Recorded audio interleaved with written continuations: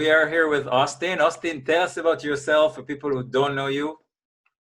Yeah, well, I mean, that there's a lot there, but right now I'm co-founder and CEO of Bonfire, a new community platform that just launched 3 weeks ago. Beyond that, I'm a designer and developer. When I say developer, I mean front end, back end. I leave that to Hugo, my co-founder. Um, but I love making things, and I'm especially passionate about the social space and creating um, really good products that bring people together. Amazing. Yeah. Yeah, we'll ask you a lot of questions regarding to Bonfire because now I'm getting asked and my friends are following you and the social networks and everybody wants to know about this. But let's start with how did you start, some achievements, some stuff you did in your career until now. And how old you are right now? Right now I'm 21, and I got started with design and development probably when I was 10 years old or so. Um, it's kind of funny because like I was playing what in the States we call travel baseball. It's probably the same elsewhere, but pretty much every day, every hour of free time I was playing baseball and didn't really have much time outside of that. So kind of my get or like getaway or whatever you want to call it from that whole world was being on my computer. I'd play these like car racing games, things like that. But early on, I was kind of like really interested in graphic design. So I got really familiar with Photoshop. And then as time progressed, started designing websites a little bit, learning how to code them. And then when I was 15, I got my first iPhone, saved up probably for a whole year, cutting tons of Mhm. lawns to buy that first phone. And because I dished out so much money and because I worked so hard on it, when we had like a 20-hour car ride from Chicago to Florida. And I didn't want to just like sit around. I didn't want to like sleep. I didn't want to do anything boring. So I turned on my personal hotspot and I learned how to code my first app. Just like pretty much anyone else making their first app, I went with the calculator one. So it was named Callie, named after my dog at the time, which has Cal for calculator in it. Emailed some Apple blogs and got some press coverage for it early on. So that paid for my phone outright, paid for the Really? developer account. Yeah, and so it was fun for me because like I knew how to design these things, but I didn't know necessarily how to make them functional yet. So I had lots of ideas, and this is the first time where I actually took those designs and kind of like meshed them with code to make something kind of unique. So yeah, I got some coverage, paid for my phone, which made me feel really good about that. And it kind of showed me that like I can almost do this as like a hobby, or like my hobby could turn into almost a business. So I saw that. I also saw how like my age was a benefit. Being 15 years old, it's very easy to convince news outlets to write a story about you, just because it's a very feel good story. You convinced Um, them? You send those emails to yeah. So journalists? so the 20 hours to Florida, I was developing it, and then the last 19 on the way back, I was also developing it, and then the last hour before we got home, I was submitting it to Apple, and then typing up emails to all these Apple Wow. blogs. And I was lucky enough that some of them wrote about it, got some coverage for it, and yeah, it was a lot of fun. And then kind of piggybacking on that success, a few months later, I had someone that reached out to me with an app idea for a game. I had a free weekend, so I started developing this game called Impossible Rush, and it's super simple in concept. It's a colored ball. There's only four colors. Colored ball that drops from the top of the screen, and then you've got like a four-sided cube essentially, and every time you tap it, rotates it, and then you just match the color. It gets faster and faster. This is the time where like Flappy Bird and all those like really like short, quick games were coming out. So the timing was great. We launched it, and then after a week, I think it peaked at like number 16 top free app in the U.S. Ah, So it received over 1 million downloads. My friend was at Starbucks, and the person in front of them was playing my game. There were a lot of like these cool moments that came out of it. And that like beyond the whole business side, it really showed me that like how literally someone sitting in a room, even though I was 15 at the time, was able to code something in a weekend and all of a sudden millions of people are using it and having Great. fun with it. So that really like opened my mind to all of that. And So that was it my opened first like quote. did it open you to more possibilities, opportunities because of the press? I guess you got some, requests from people or. Yeah. So like anytime like something like successful happens or like something like that happens, press is bound to come eventually. So I was fortunate enough to get featured on a lot of like news channels here in the States, like WGN, NBC, Forbes, Huffington Post. Like just I could rattle them off, but like after you get a few of them, it's very easy to land tons of others. But Mhm. so there's a lot of this media that covered it. Also Australia, because the person I made it with is from there. Um, so yeah, there's a lot of coverage. There are a lot of people like writing me emails because they had seen it. It was really really neat. And because that, like probably my favorite part of the whole Impossible Rush story, if you want to call it that, is the coverage led to a lot of people asking if I'd be able to do a keynote for their conference or event and stuff like that. So I did a number of them here in the U.S. and then also is near that brought me to Israel to do a keynote there. Did one in the Netherlands as well. And the whole point there was just to show in the same like vein of like what I've like spoken here about is that even or like your age shouldn't be a limitation. Even if you're 15, my app was higher than Netflix or all these other companies that are paying millions of dollars. It's kind of like that Steve Jobs garage story of just if you've got a computer, you can build it and you can do it. Your age isn't a limitation. And I think it's really important to kind of inspire and show other kids that coding isn't this thing that's like insanely hard to understand or grasp. Like, sure, it has its challenges, but if you put in the work and you get over that learning curve, Mhm. it's opened up the world to me. Really, like the amount of people I've met or opportunities I've gotten because of it are just countless. Yeah, speaking Yeah. speaking globally, I think it opened you up to, Australia with the press there and giving a talk in the US and then Europe. Yep. Really got you like to many different audiences and meeting other developers and opportunities and suddenly like the world is small and with lots of opportunities. Uh, Yeah, no, exactly. Yeah, it really opens up, and some of my best friends came out of that period. So, yeah. very fortunate. So Yeah. I want to talk to you about so many things. Of course, there is a Corona now. I guess you're doing it from you're working from home. Hmm. I want to ask you about of course your new venture here with Hugo, and also how does Corona affect you? How do you work on it? Because you just launched on Product Hunt. So tell us what's going on and how you dealing, and maybe it's a positive turnout to you because now people need more communication. Yeah, yeah. Well, personally, I was in New York City, and a few months ago, I actually, before it got too bad, came down to Texas with family. So on that side of things are a little different because I'm used to Hugo, my co-founder, and I meeting up at a number of different Starbucks across the city and just working from 9 to 5 or 9 to 6 or sometimes even later. But so I'm used to that, like meeting up in coffee shops and working there. So now, like working remotely, it's very different, but at the same time, having one co-founder is very manageable. Yeah. Um, so that's kind of like the personal side. But in terms of like Bonfire, it's actually it's good timing. Obviously, like we wouldn't wish this upon anything, but um, we thought like no matter what, like it's good timing for a new social app to emerge. It's bound to happen, and the tide is really changing. Um, there's this huge opportunity right now, and combined with quarantine, it presents an even better opportunity because people have more time on their hands.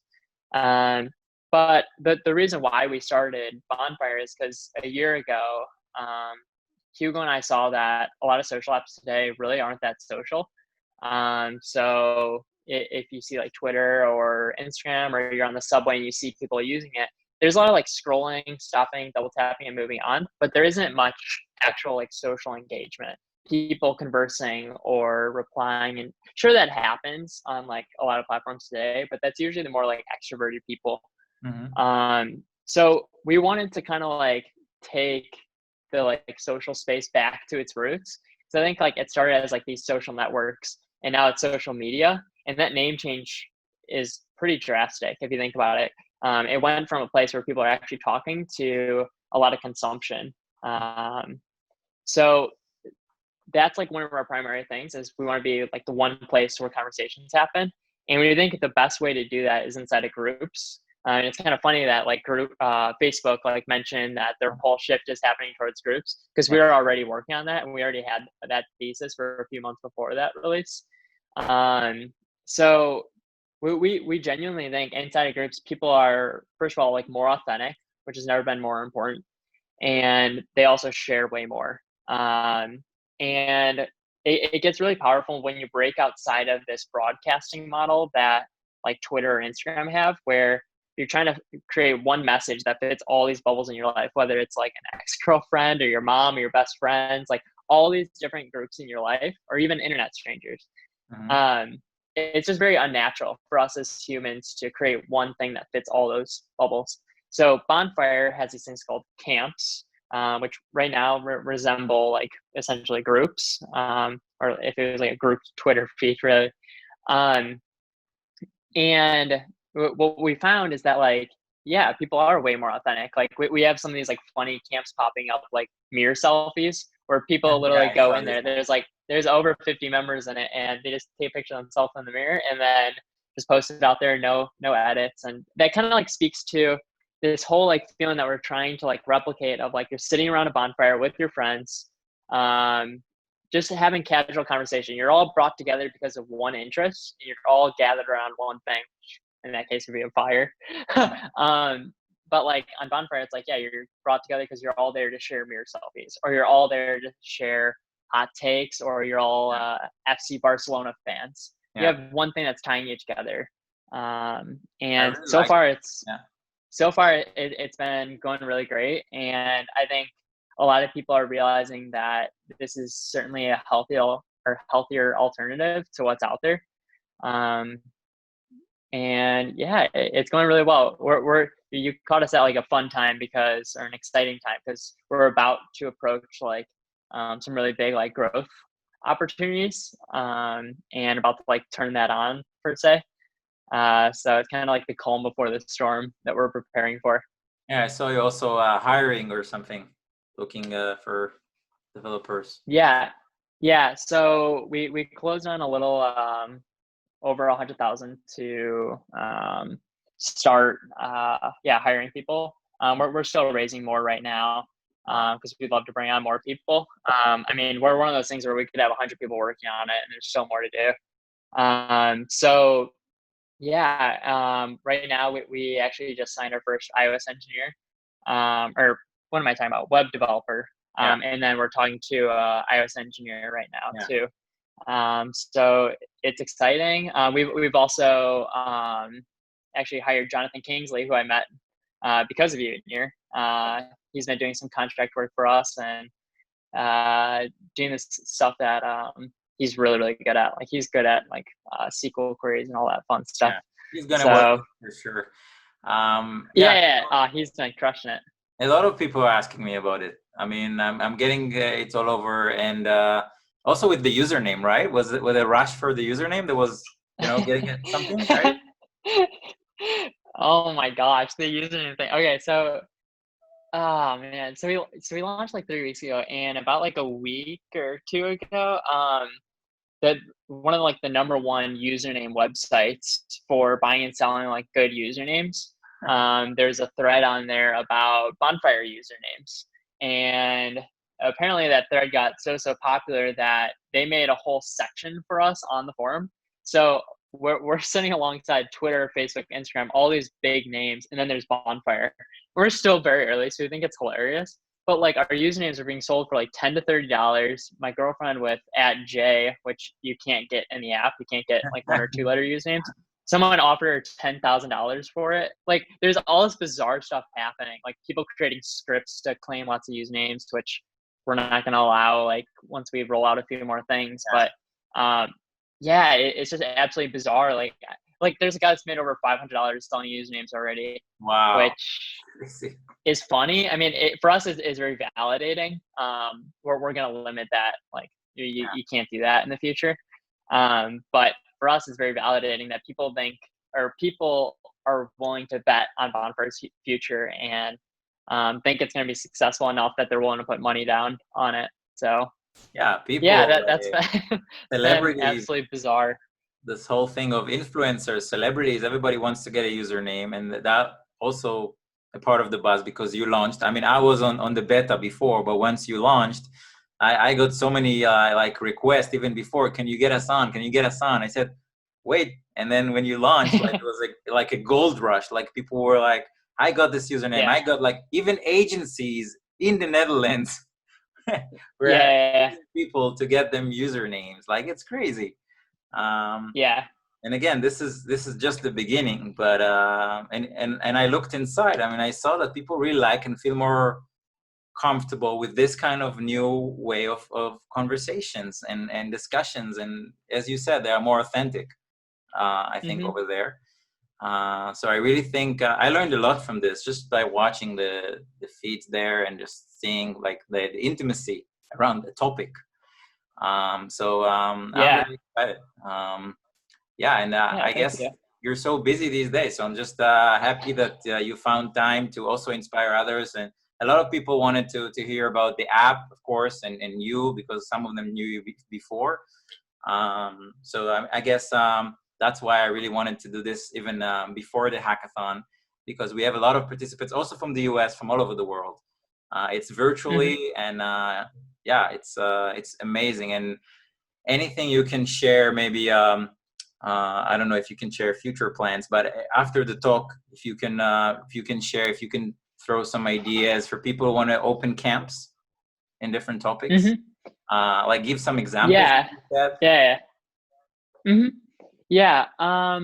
Well, I mean, for starters, like super happy to jump on this call. I think one of the things that Hugo and I have always stood for is that, look, we're a community app, so our community and our users make Bonfire what it is today.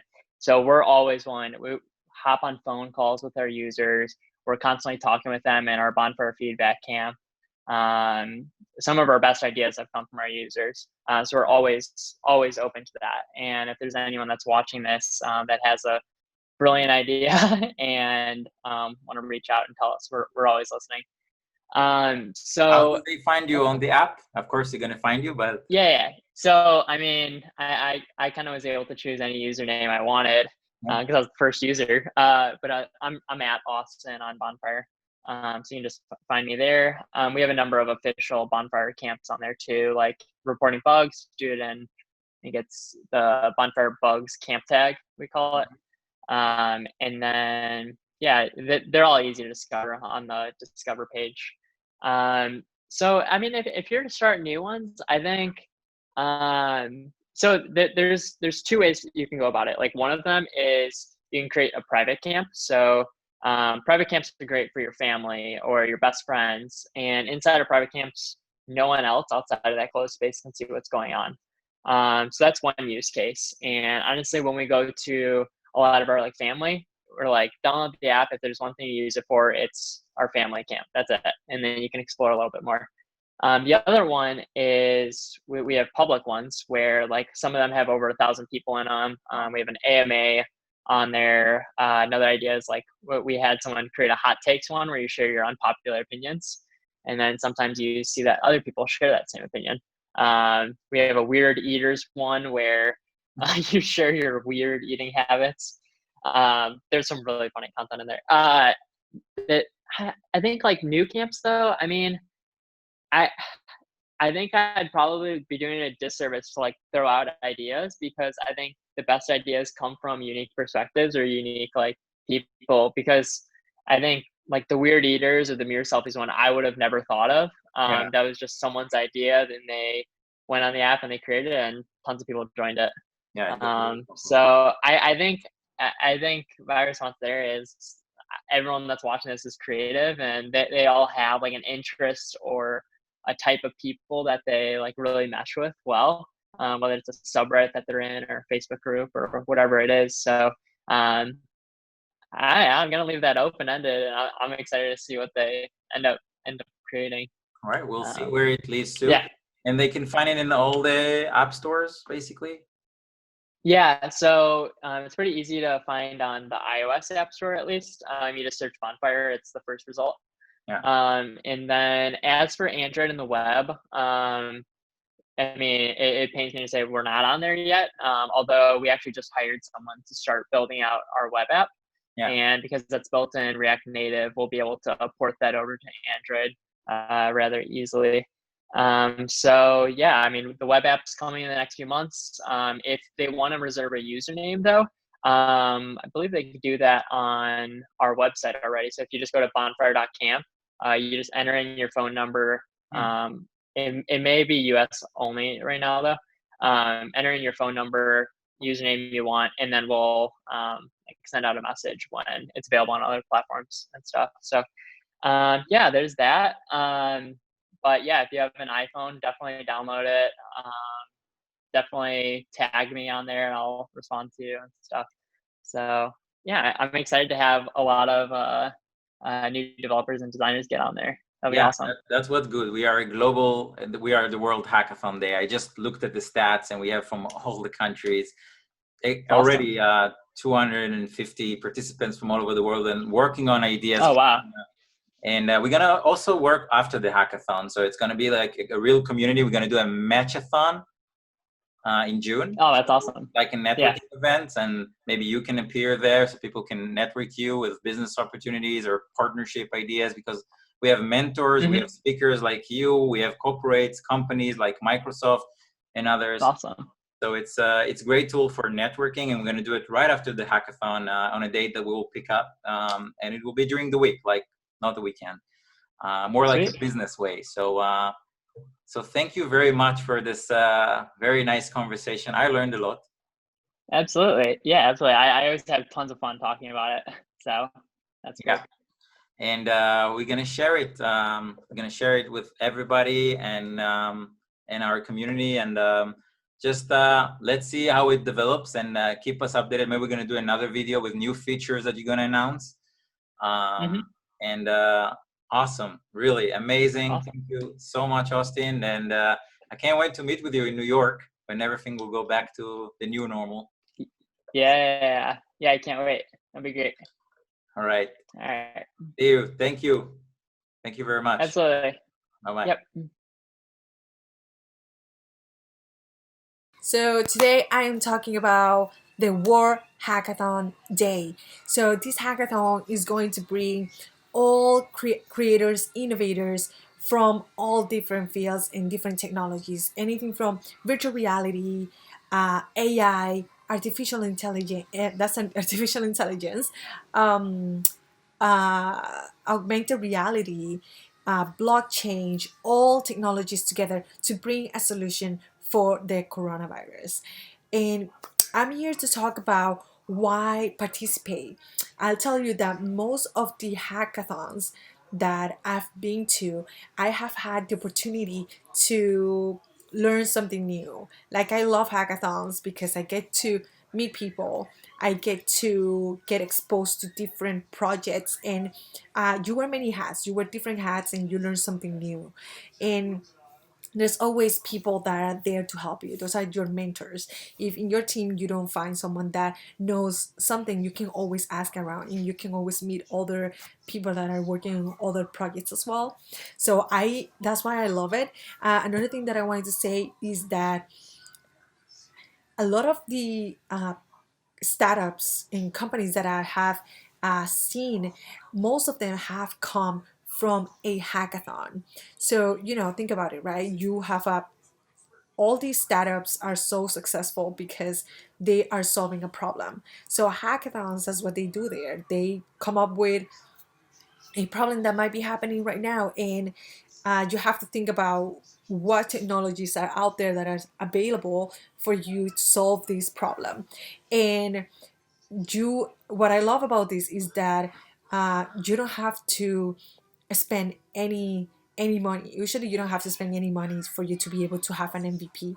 So this is like a, usually it's like 48, 36 hours, sometimes it's 24 hours. But regardless of that, it's a short time.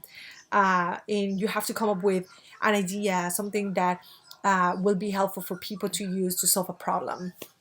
And I want to talk to you about Mentally VR. Mentally VR is a virtual reality platform for psychotherapy, for anonymous psychotherapy. In here, we bring patients into a 360 environment where they feel at peace. And just imagine that you're on top of the mountains, and then when you're ready, you get to talk to a psychotherapist while staying anonymous.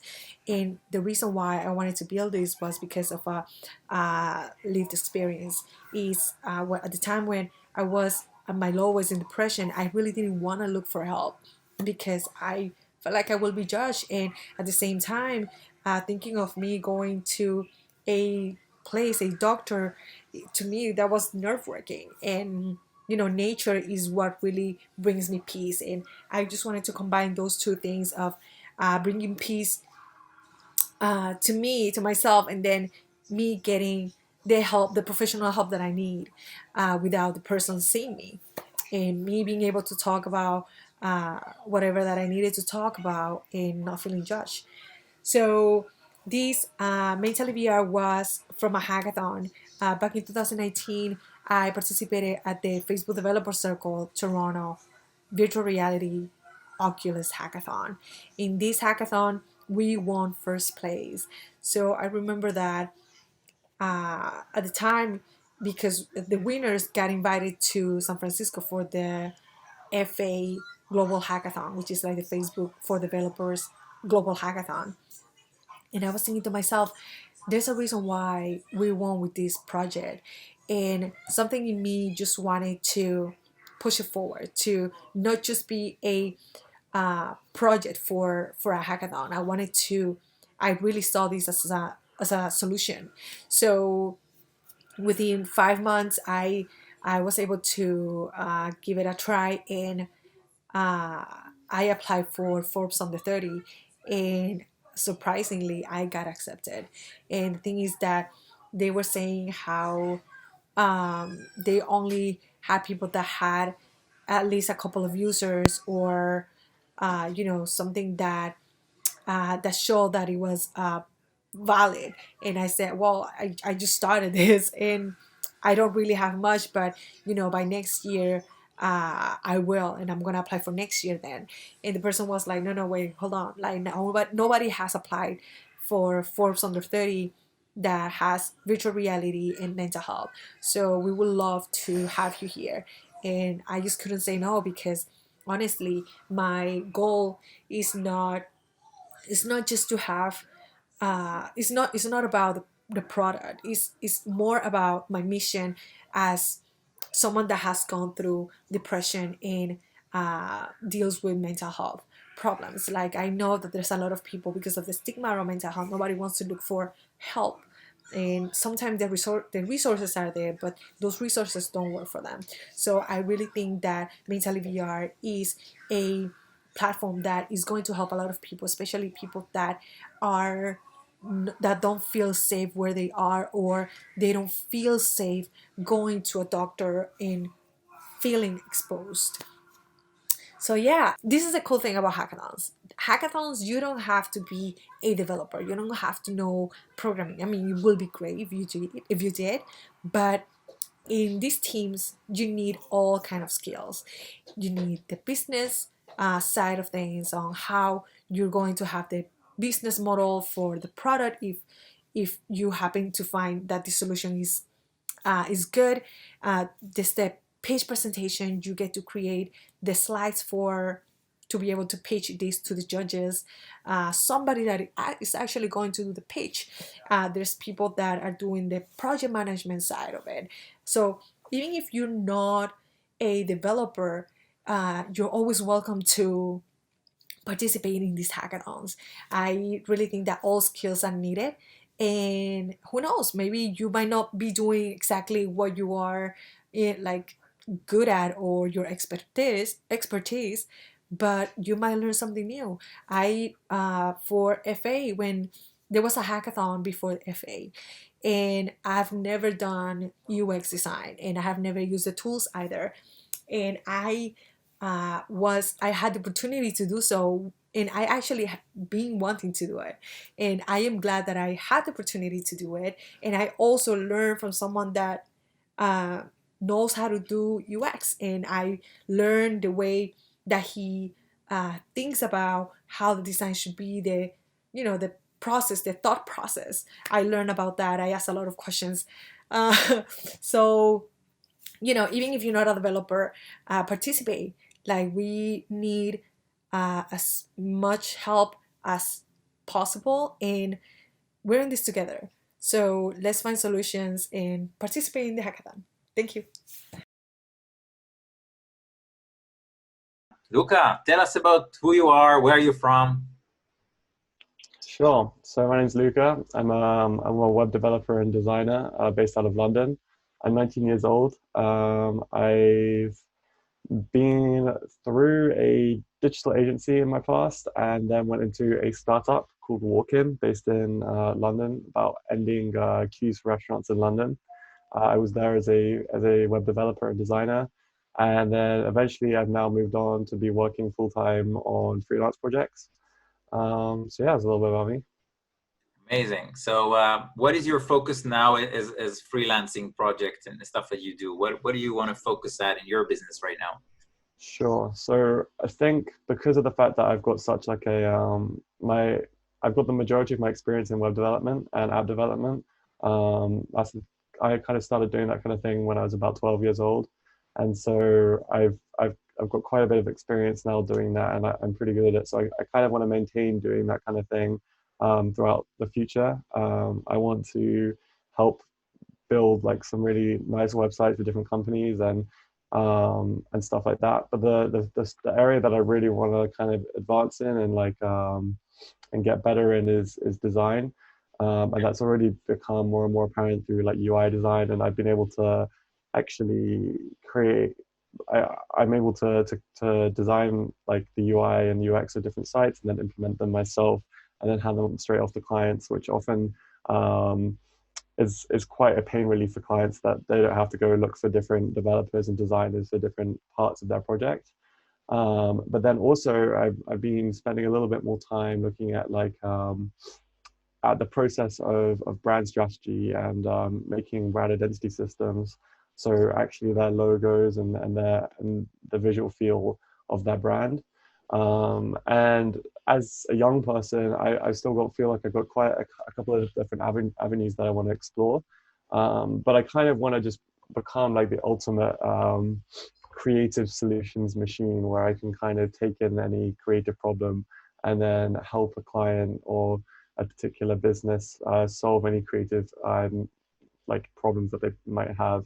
But whether that's doing those things myself or helping refer those like help them find the right person to get that solution. It's amazing that sometimes people don't know. They just look on the website, they design, they think a whole studio is behind it. Yeah. Like a whole agency is behind it. And what you showed me in the last couple of days, you showed me a lot of projects that you did, and it's basically you controlling behind the scenes and then allowing the brand to look good and in terms of design and website and make sure the website looks good in all the screens everywhere. Yeah, I really enjoy the process of building things. So on my Instagram, for instance, I'm posting the process of all the different projects that I'm working on because I'm fascinated by other people's processes and seeing how other people work. And I think sharing that kind of thing is really useful so people have a better idea of how you work. So you like to, while you're doing it, to learn new skills. You always, adding new skills and new technologies, new programming languages, new tech trends and stuff, which is very, very good. And you're improving yourself every year. And I know you for a couple of years. We have like a little history, and I'm so happy. And I know that you also attended hackathons, right? Like a bunch of hackathons in the UK, maybe around the world. So tell us about that. Sure. So I think hackathons are pretty crucial to they were probably one of the keys to like me succeeding in the industry a little bit. When I was really young, I went to a massive hackathon called Young Wide State, which I think had about 60 different centers, 2,000 participants, all under the age of 18, building different products over a week. And then on the weekend, everyone from across the UK went to one center. And in my first edition of this hackathon, I won the best example of design with my team.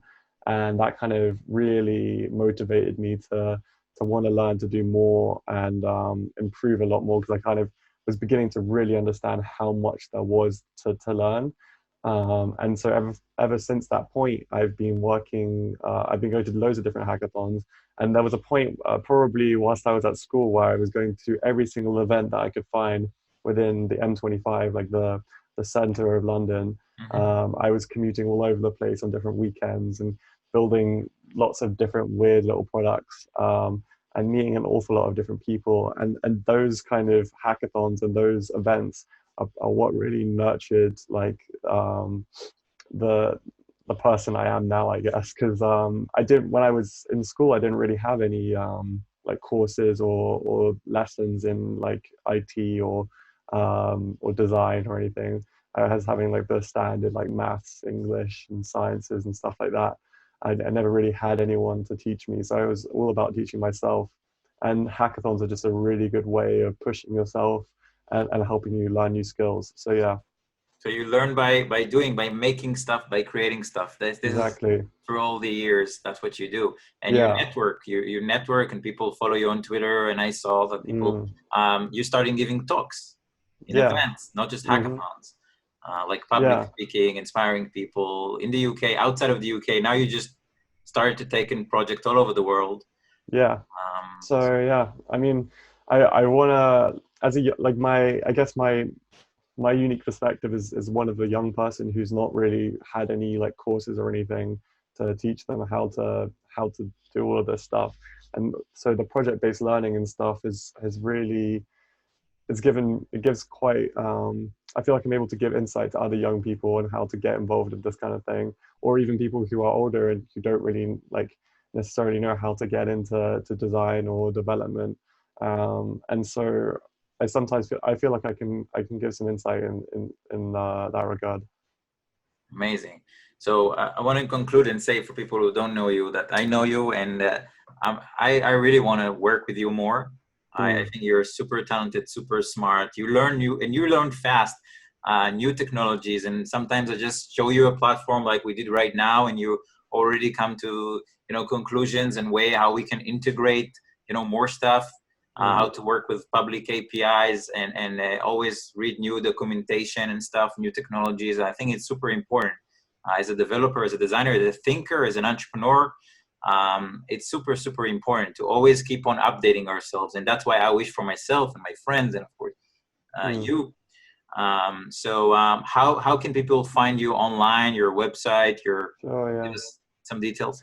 Yeah, so my website's lucamarshall.com, marchal, and that on Instagram at lucafloats. I feel free to have a look around. If you even search up my name on Google, I'm sure you'll find some things around me. But yeah, I'm always happy to have a chat about anything, about learning or about a new project or any ideas that anyone ever has. So feel free to give me a shout. Amazing. So I want you on my team, whatever I'm doing. I'm telling you in advance, and we have some amazing mutual friends around the world who are also, hackers, thinkers, just like us, designers. And yeah, let's catch up, and we're gonna stream this interview all over the community. So if you guys wanna meet Luca, I totally recommend that. And so happy to have you. And maybe we should have another interview like this, where you're gonna show some of your latest projects. Sure, happy to do that. Great. So thank you very much, and I'll see you at the hackathon with us. Sounds good. Bye-bye. Bye-bye. So we are here with Michael Matias. Michael, how are you? Hello, hello. How are you? I'm good. Where are you right now? Where are you located? I am in sunny California, and the sunny weather isn't indicative of the COVID times that we're in and the hardships that many are going through. But I'm very lucky that I have some great friends here in Southern California, and my girlfriend lives here. So I'm not too much complaining on my end, just trying to make the best of the time. And when do I see you here in Israel? You're traveling all around the world. Well, not so much traveling right now, but hopefully, we're trying to make our way to Israel for the summer. So whenever things calm down and it's safe, we'll make our way. Okay. For the audience who don't know you, if you can tell us a little bit about yourself. Sure, definitely. So Michael Matias really got into the entrepreneurship world at 13. Before that, it's less interesting, mainly just adding and subtracting in primary school. And then I fell in love with really technology, and I got really great feedback on me talking about technology with others, even though I had no idea what I was talking about. It was mainly, how I use Skype to talk to my brother across the seas. Or joining a math class across the seas when I'm not in the same geographical location. Back then, it was a big deal. Today, it's obvious, especially when everybody's doing it. Went to an MIT accelerator at 17, founded a startup with some amazing friends, some of my best friends today, which slowly really introduced me to this venture capital world and more entrepreneurship. Went into hackathons, so created a company, Hacking Generation Y, where we had about 13 hackathons with quite a few dozen thousand members who attended. Some events with about 700 in person. Near you went to some of these events, and yes, I did. It's huge highlight. Let's just say that I lost a lot of good years of my life trying to organize these events. So I know how much effort it takes. So whoever's listening to this, please thank Nir and all the other members for putting this together, because it's so hard. That was recognized for that in the Forbes 30 under 30, went into the military, cybersecurity, now at Stanford, and we'll see where things go from here. Wow. You move fast, just like this talk. I like it. I like the motion. People today don't have a lot of time, and we squeeze it into 10 minutes. And now you have a new format of 20 minutes one-on-one, right? It's almost doubled in 10 minutes. You see, exactly. It's interesting. How can you make this intimacy with a person and really find interesting stories about a person in such short time? I think one of the things that I was taught early on is that whatever time you give yourself, you can pretty much get anything done in that same time frame. So if I have to write an essay for college, if I put 10 hours, then I'll write for 10 hours. If I put 2 hours, I'll write for 2 hours. Usually the result will be pretty similar. It turns out that we become very, very good at maximizing our efficiency when we know what our deadline is. So one of the lessons that I try to employ is no meetings more than 25 minutes long. It turns out you can get even more done than in an hour-long meeting. And you really follow it the way it looks on your calendar? The slots are like this? Well, I also work with other people, and sometimes if at their request these meetings are longer, then I'm fine with that. But I still, if I ever schedule a meeting, never more than 25 minutes long, out of courtesy for my partner's time, but also courtesy for the things that I have to get done that otherwise it would just be impossible. Okay, I got my tip, my advice. It's very, very smart. I like it. That's my takeaway for now. And I want to ask you about hackathons, because you really changed people's life. What did you like about be a creator of a hackathon? Why did you do it? What's your passion from the inside? Yeah, the story was, it was like a Cinderella story in the sense that I was living in Palo Alto, worked with a behavioral economist, Dan Ariely, a well-known guy who went through some tough adversities and now came on top to help understand how we are irrational beings. I applied to this hackathon as a software engineer.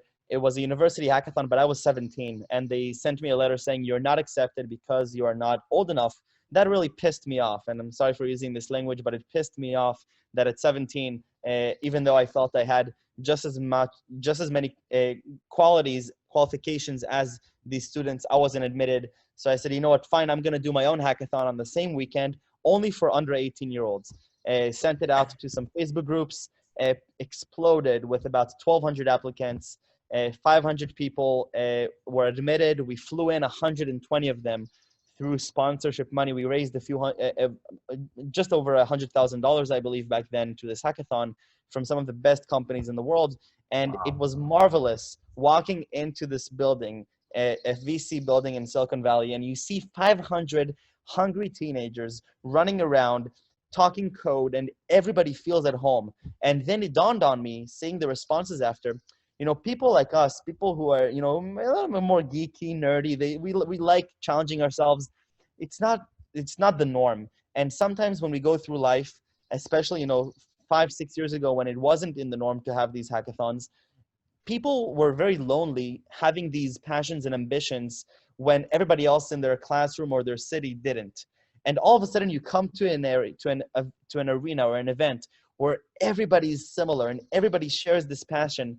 It's remarkable. And that event then continued to a more global organization where we had it in Jamaica and India and Tel Aviv, of course, and more in the US and London. So it was really, really a fun time for me. Yeah. And just tell me about the feedback. What did you hear after from the participant? How did it change their lives? How did it impact now that they are grown-ups? What do they tell you?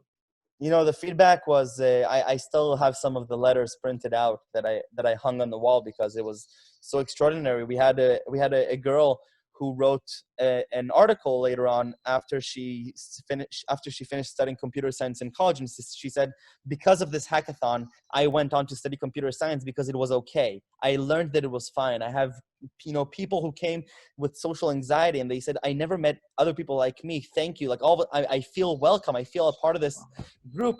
People got professional motivation. People got hired as engineers during high school. We had a guy in the Silicon Valley hackathon who at 15 received a full-time position to go work at Facebook. He of course declined because he was already working on his own startup and dropped out of high school. So it was really an incredible mix. Just 2 weeks ago, I received an email from a friend who runs a startup, and he sends me a picture of a guy who wears the Hack Gen Y t-shirt. And he said, just so you know, like, this is where he learned how to code for the first time. So it's really, I never realized it was going to be like this. I learned a lot from this for myself and what types of things I want to build later on. But it's definitely a wonderful community and a wonderful opportunity. Great. So to wrap up, because you don't have a lot of time right now, I just want to say that you basically created careers, you created jobs, you created passion for people. You allowed people to create their own future at a young age. And I think especially during Corona times, when people are losing their jobs everywhere. So what's your takeaway? What's your advice for Corona era and hackathons, and really build your own resume and your own projects at this time? What is your advice for somebody who's starting? Yeah, I think COVID is it's a sort of a metaphor to a very big adversity that we can all go through, and every person experiences it differently. Whether it's a death of a loved one, or a loss in career, or other circumstances that people become refugees today because of awful wars and circumstances. And then you're faced with a decision: do you make the most out of it? Do you use whatever resources you have to go and continue learning and continue improving, even if it's without money, and even if it's through difficulties? Or do you take more of the victim approach and you sit and you say, you know what, well, this is, the world has stopped, I'm just going to sit down and watch Netflix all day? And you have both of these people. I don't think everybody has the privilege of going and saying, I'm just going to put the adversity aside. Obviously, people go through difficult circumstances where it's not possible, and I empathize a lot with that. But most of us, during these months, we sit down and we have the computer and we have a TV, and we have to make a decision. Do I go on Coursera and do a machine learning course that is accessible and free to everybody? Or do I go and I watch another movie and play games? And it's very clear what would be the outcome for each one. And today we have this unique opportunity to reinvent ourselves, reinvent careers. Twitter just recently announced that they're allowing full-time to be remote forever. We're going to see this trend moving on, and we're going to see a trend where people can really decide from the comfort of their home what type of people they want to be, what type of thinkers. New businesses are going to rise. So right now, there's really no excuse. All we need is a computer that has an internet connection and just a little bit, just strong enough to run some simple code. That's it. And the resources are endless. So I think it just takes, the spark of motivation, and then to understand, let's make lemonade out of these lemons. If we bite on them, it'll be sour, but if we put them together, it'll be a great drink. Amazing. I wanted the takeaway. I got a takeaway. It's recorded. Wonderful. So I just love this talk. It's amazing how much you can achieve in 10 minutes. 10 minutes is a long time. It turns out Yes. it's a long time. So thank you very much. And Thank you. we will see you at the opening day of the hackathon, of the World Hackathon Day. Wonderful. It's an amazing opportunity, and I wish everybody best of luck. It's a really, really great initiative. Thank you for doing this. Thank you, and see you soon. Take Bye-bye. care. Take care, friend.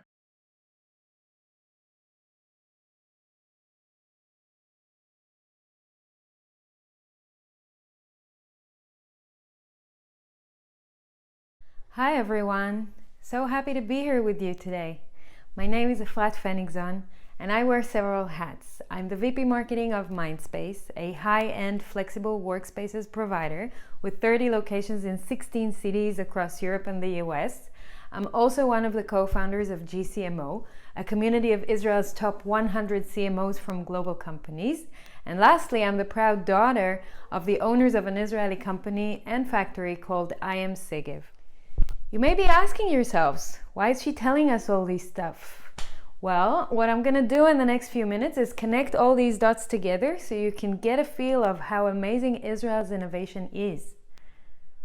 As we celebrate the 72nd Independence Day for Israel, I'm amazed to discover that the innovative spirit my grandparents had when they came to Israel from Europe and Africa is still with us today, in a different shape and form.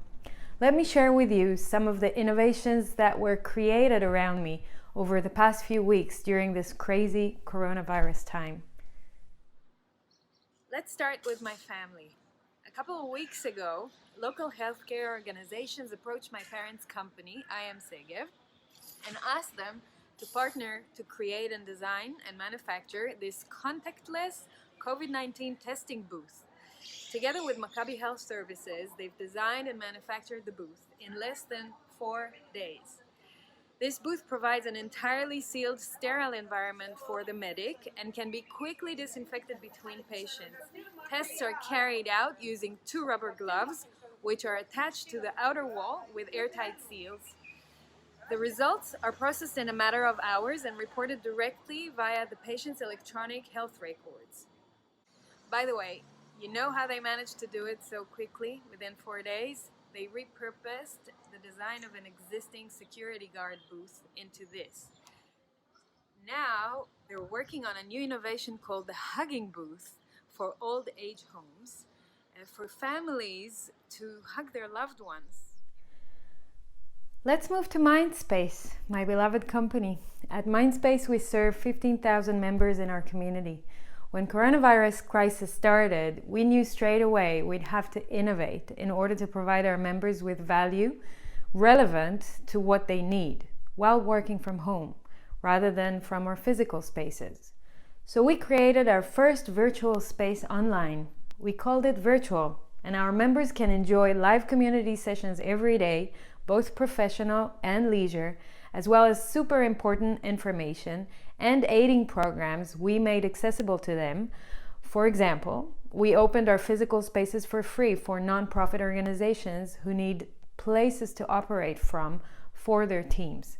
We created expert advice online and provided answers to professional questions. Let's move to my community, GCMO, hosting many of Israel's global companies. Here are just some of the amazing innovations that were created in no time by these Israeli companies. Vyar Imaging is collaborating with the Israeli government to fight the spread of COVID-19.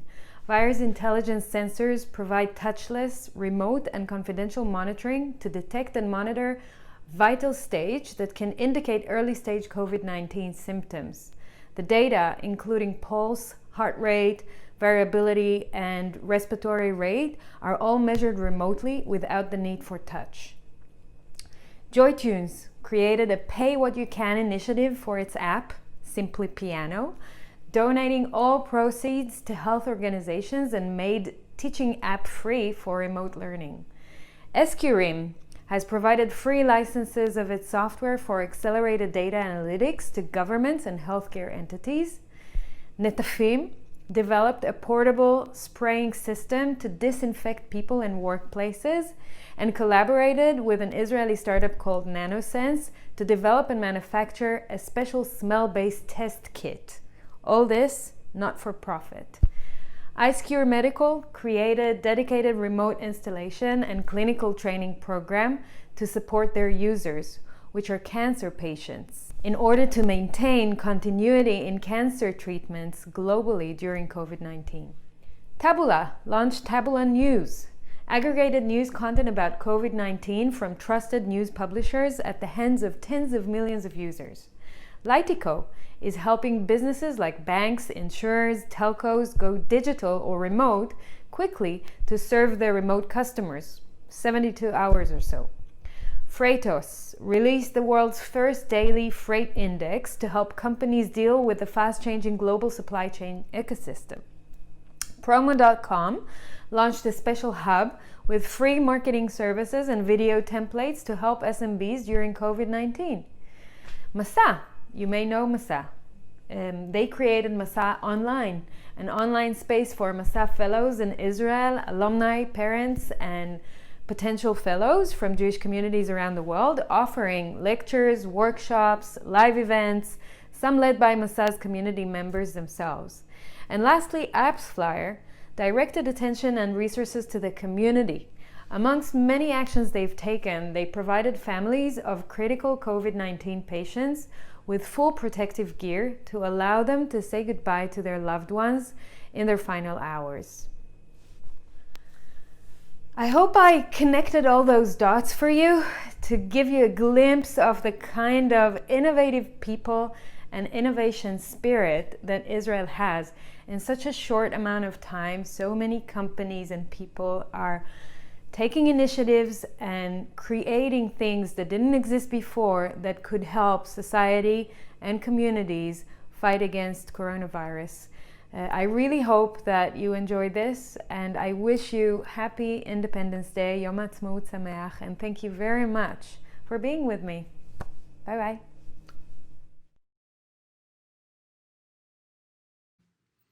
Hello everyone, so nice to see all of you guys. My name is Wilbert van der Kamp, and in this video I will share some lessons I learned during the COVID-19 crisis with you, and I hope to give you some inspiration, because you guys are going to work on very, very interesting and very important topics over the next period of time. So it's important to get some inspiration, and I hope to provide some of it. Like I said, my name is Wilbert van der Kamp. I'm 31 years old, and I live in Groningen in the north of the Netherlands. Try to pronounce that, Groningen. And I'm the founder of OmaPost. OmaPost is an app and a website that allows you to be more in touch with your grandparents. You pick a photo from your camera roll, you add a little text, you put it in the OmaPost app or in the website, and we deliver it as a real postcard to your grandparents. I started this idea because I had the feeling that I didn't have enough to talk about with my grandparents. So I thought, how do I do this with my friends? I send them maybe a picture on WhatsApp, send them a message, and then I have something to have a conversation about. But I don't have that with my grandparents. My grandparents have a phone, of course, but it's quite hard to reach them on WhatsApp or send them a funny meme. So I thought something that would connect to them more is a real postcard. So that's where it comes from, and I started it in a relatively easy way during a startup weekend. So it all started on a weekend as well. Just like you guys are going to start something just this weekend, so it can start. Everything can start in a weekend, of course. That's great. I think that's an important thing to hold on to. And over the last 2 months during COVID-19, we had a very, very big rise in the amount of postcards that were sent out, and it really made a difference. A lot of people who were lonely during this crisis got linked to new people They were adopted, so to say, by people who wanted to send them a real postcard, and that really made a change for some people. So that was great. And now it's a bit more quiet, although it's still quite busy, of course, and COVID-19 is not over yet. And sending a real postcard to your grandparents is something you can do every day, of course, and it will make a big impact. It will really make a difference. So try it out. But during this crisis, I learned a lot as well. As an entrepreneur, it's been a hectic time, of course, but also a time of new perspective and new ideas. And I'm going to share 1, 2, 3, 4, 5, 6, 7, 8, 9 lessons with you guys. I hope it gives you some inspiration to work hard during the next few days. The first one is quite weird maybe, but it's very important, I think. It's be vulnerable. Oma Post started with a feeling for me. The feeling that I wanted to do something for my grandparents. And sometimes it wasn't really nice. People said, yeah, this app, it's something for lazy people. But it's important to take that into account and to make sure that you're not the person that knows everything. Ask people what they think about it and take their feedback into account. It's really important, and it's really important to start with the feeling as well. We're living in a world where everyone says, hey, I'm so cool, look at me.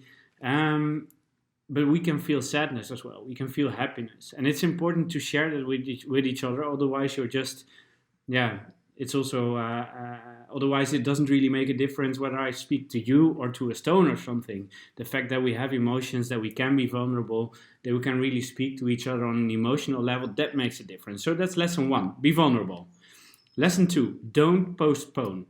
A lot of people have sort of paused their business during a crisis like this. And I think it's a stupid idea. Try to think of new ways to do your business. Try to think of other ways that you can have an impact. Just postponing everything isn't the solution. If everyone would postpone their birthday until September or when we had the vaccine, we would have to sort of have so many parties in 1 week. That wouldn't make sense. So make sure that you still sort of organize your parties, do it now, but do it in a creative, different way. So that's lesson 2, don't postpone. And of course, if you have a great idea, don't postpone. Just do it right away. Lesson 3, make a choice. Yeah, that's something that's very important to me. A lot of people talk a lot and they have discussions about, is this the good idea or is this the right direction? Don't hesitate, just make a choice. I always say the choice you make doesn't really make a difference, but the fact that you make a choice, that makes a difference. So make a choice. Don't think you can think of the best idea ever over the next few hours. Just think of an idea and try to execute it as good as possible. It's not about storytelling, it's about story doing. Lesson 3, make a choice. Lesson 4, don't do what you can't. I'm really bad at designing, for instance. Think of something that you're really bad at as well. Most of the time we think it's easy to just try to do it myself, but then I have to learn myself a new expertise, a new thing I have to do, and it's of no use. You can just ask someone, can you help me with this? I just need 1 hour of your time, and most people will be happy to do so. So don't do what you can't, or to put it more positive, do what you can. Lesson 5, don't be afraid to share. During a hackathon, a lot of people tend to say, hey, this is my idea, I don't give it to you, or I don't give you the entire idea, you will steal it. Don't be afraid that someone will steal it, because you are the one who thought of it, so you'll be the one that is able to execute it the best. Share everything, ask people to participate. That's really the best thing you can do in a hackathon. It's not about the idea, it's about the execution, like I said. And if someone steals it, they're bad, their problem. It's important to share because it will make your idea speed up a lot faster. Lesson 6, make sure that it will stick around. Yeah, during a hackathon or during a startup weekend or during a weekend where you think of something, the problem is not that you want to do it right now, because you're in a team, you're thrilled, you're going to do it, and you're going to continue doing it for the next few weeks. Reality check: when it's back to normal business, it's quite hard to keep doing it. So think of ways that you make sure that it will stick around.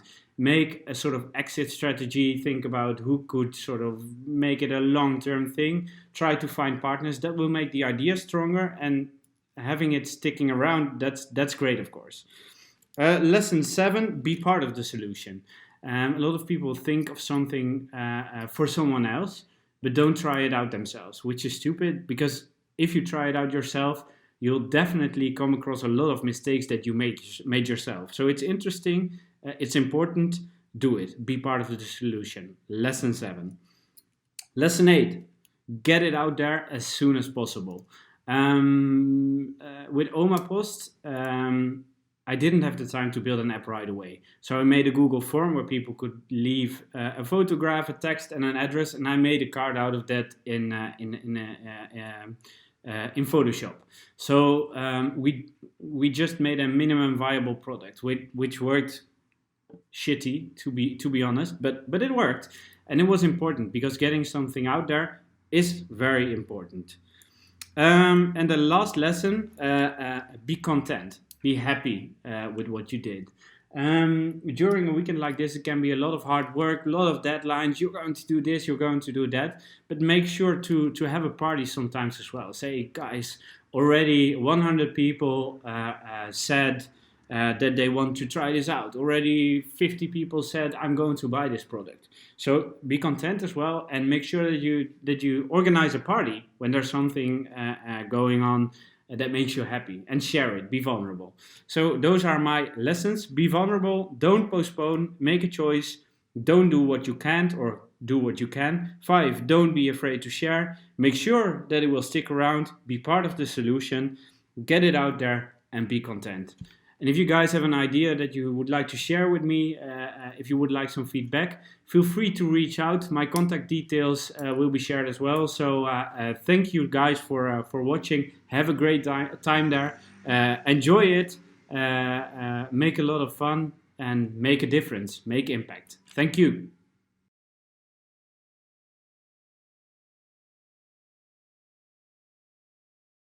Hi Hackathoners, my name is Lilla, I am one of your mentors, and I'm gonna give you a few pieces of advice on how to shoot an Oscar-winning video, okay? So let's start.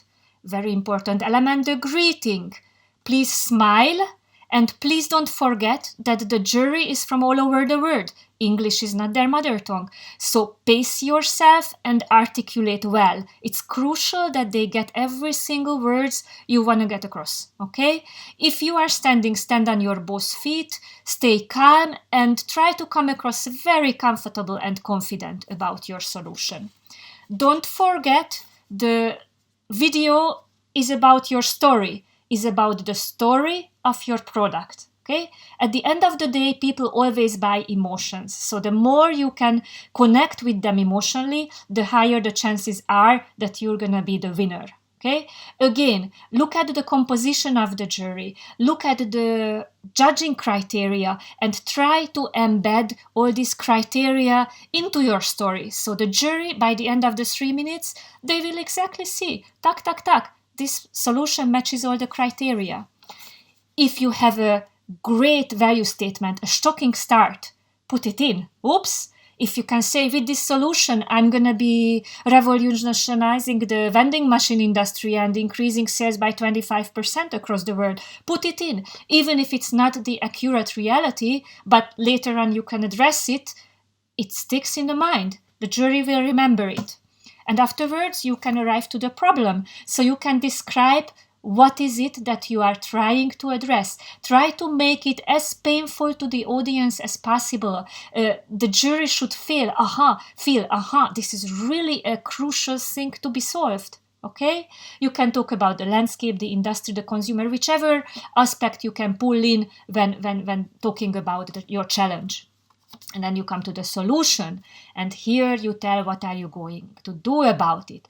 Again, think of the jury, think of the fact you only have 3 minutes, so you don't need to go into the details. Stay on high level, don't show which programming language to use and so on, you use and so on and so on. They can look it up in the description, which I think you also have to provide. Okay, if you can articulate the value of of your solution with any kind of quantification. Let's say with my solution, another 2 million people get access to this fantastic product, and so on. So anything that you can put a number behind, even if it's not the full reality, but it's based on facts from the past, or however you gained it. Okay, link to the value statement and quantification. You can talk about the potential, show the jury that you are thinking forward. What kind of growth do you see with your product on the short term, on the long term?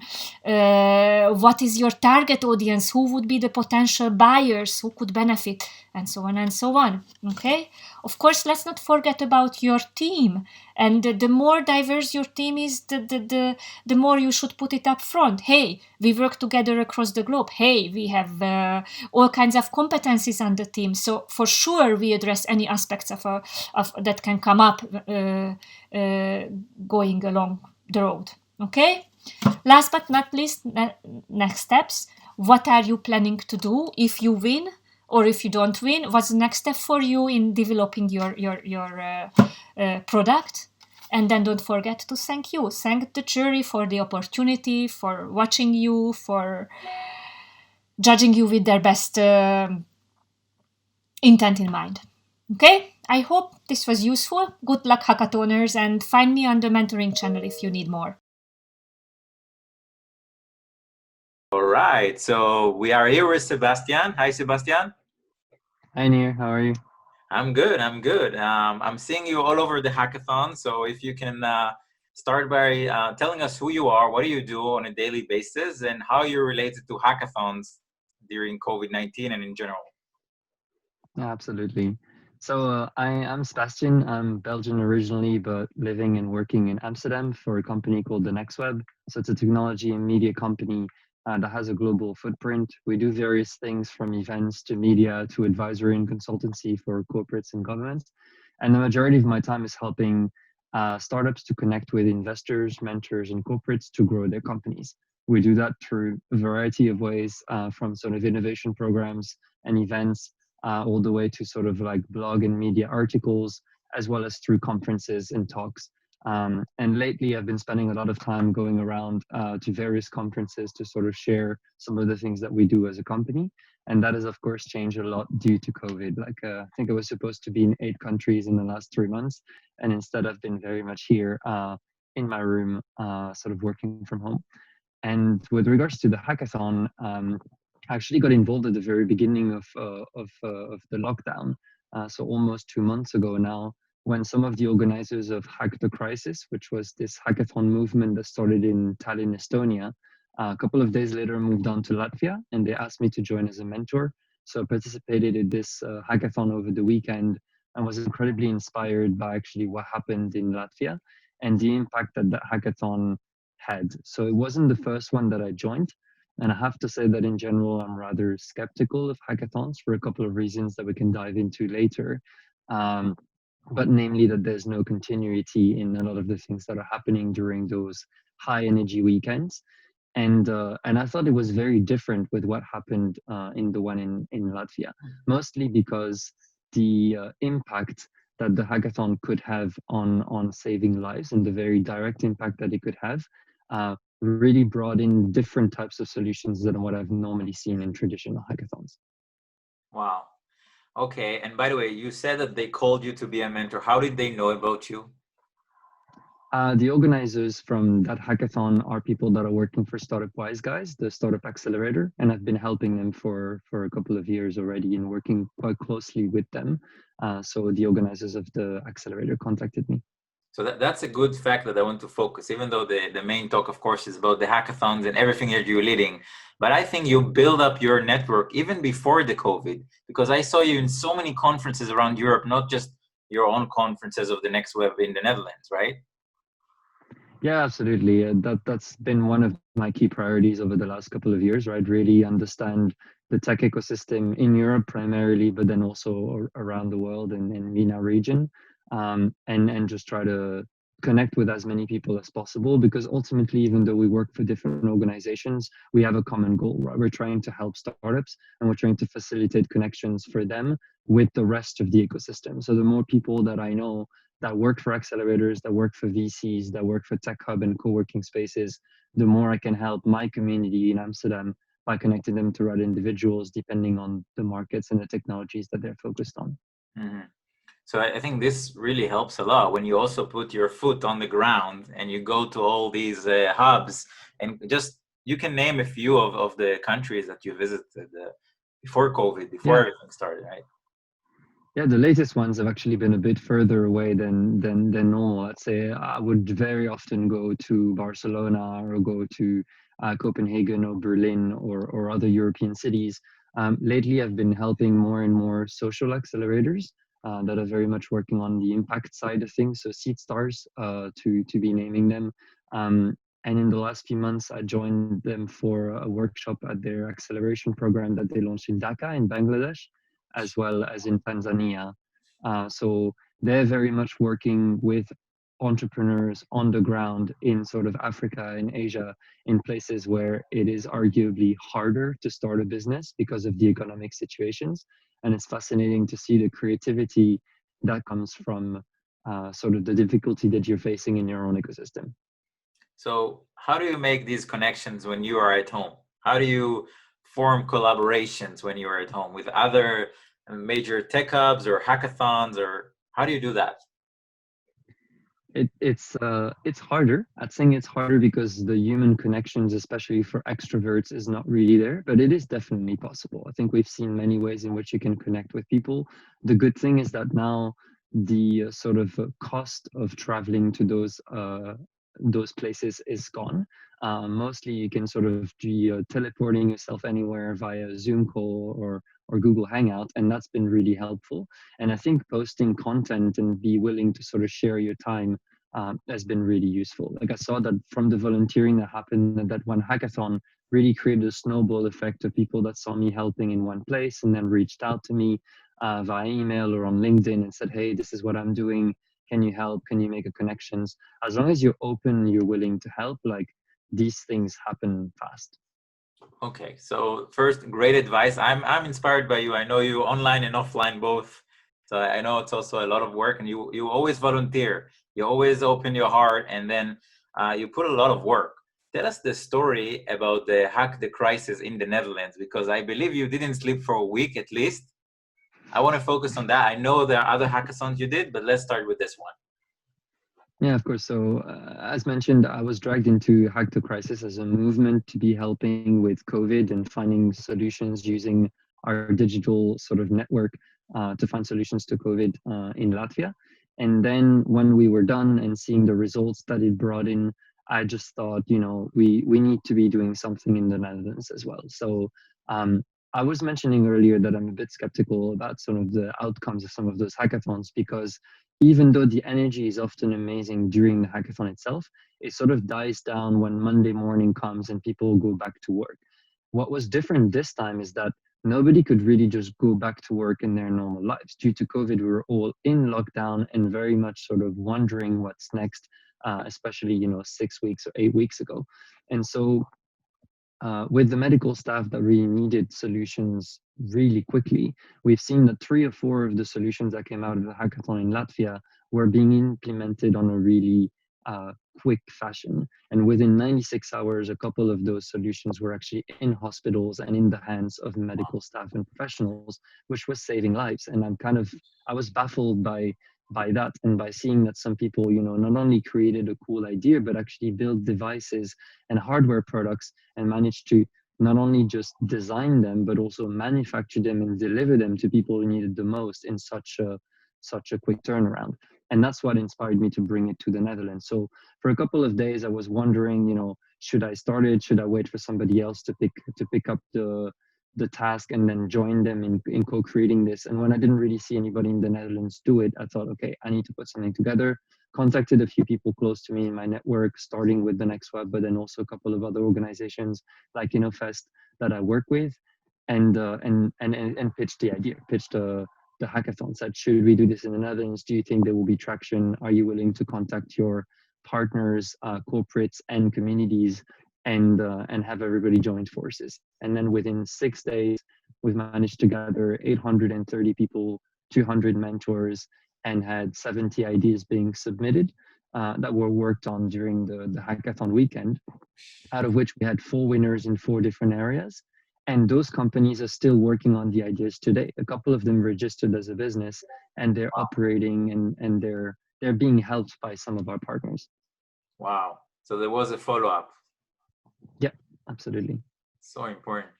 And what led you to attend other hackathons after? Like, which were the hackathons that you took part after? Because there were some big hackathons, right? Even bigger than this one. Yeah, so Hack the Crisis was replicated the same way that we did it for the Netherlands in 56 different cities around the world in the space of a month. So I think when they started in Estonia and then in Latvia, and there was only 2 editions, it felt like sort of a very local endeavor, and then really quickly grew into a global thing. Later on, I've been joining the Global Hack, which was then organized to unite all of the organizers, brought in together an incredible amount of people, I think 15,000 people for that hackathon in 10 different verticals. And then later on also helped a little bit with the one that was happening in Europe with EU versus virus. And then mostly spend my time on calls helping out organizers that wanted to bring it to their own cities. So I was on calls with people in Ecuador and in Mexico, with people in Canada, and then more recently with someone in Indonesia.